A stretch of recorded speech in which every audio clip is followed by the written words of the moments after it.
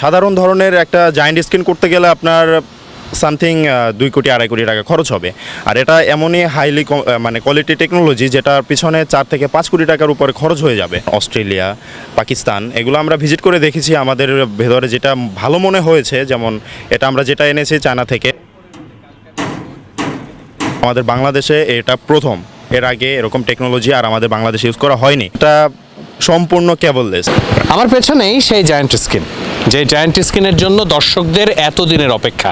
মিরপুরের giant screen বলে কথা, হোম অফ ক্রিকেটের জায়ান্ট স্ক্রিন বলে কথা, সেটা কতটা ভালোভাবে প্রস্তুত করা হচ্ছে সেটা নিয়ে আমরা এর আগেও একটা প্রতিবেদন দেখিয়েছি। কিন্তু এই জায়ান্ট স্ক্রিন যারা প্রস্তুত করেছে তাদেরই একজনের সঙ্গে আমরা আজকে একটু কথা বলবো। এপিআই সলিউশনস যারা আর কি জায়ান্ট স্ক্রিনের কাজটা করেছেন।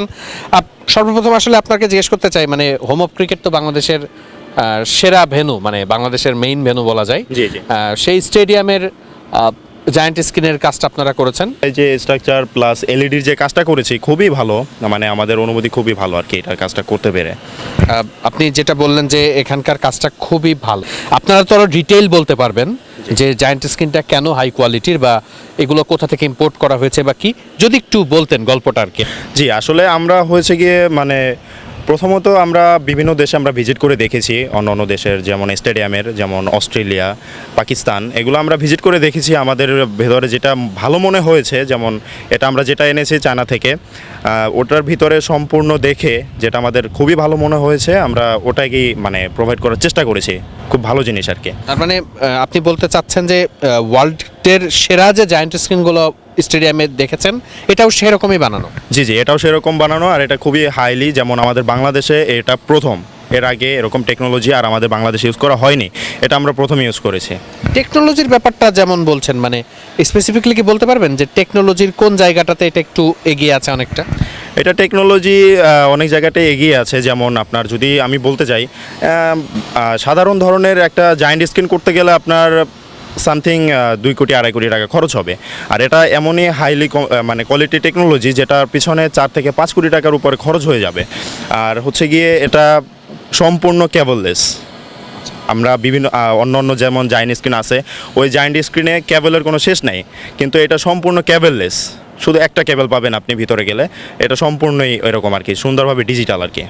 আচ্ছা, জায়ান্ট স্ক্রিনের ক্ষেত্রে আমরা যেটা জানি যে অনেক সময় সূর্যের আলো পড়লে, ঠিক এই যে এখন যেমন পুরো সান আলোটা পড়ছে, তো ঠিক দুপুরে যখন খেলা হয় অনেক সময় দেখা যেত যে আগে যে জায়ান্ট স্ক্রিনটা ছিল ঠিক দুপুরের সূর্যের আলোতে জায়ান্ট স্ক্রিনটা সেভাবে দেখা যেত। 10,000 পর্যন্ত আপনার রেজুলেশনই করতে পারবো। আপনার এখন এটা আমরা মূলত অন্য স্টেডিয়ামে যখন আমরা এটাই করি তখন রেজুলেশন আমরা 100 দিলেও দেখা যায় না, কিন্তু এটা খুবই আধুনিক। এটা মানে কালার রিফ্লেকশন, তারপরে সব কিছু এটাই করতে পারবে, যেমন ডাস্ট, তারপরে ওয়াটার, এটা সম্পূর্ণ নিতে পারবে, কোনো সমস্যা হবে না এটাতে।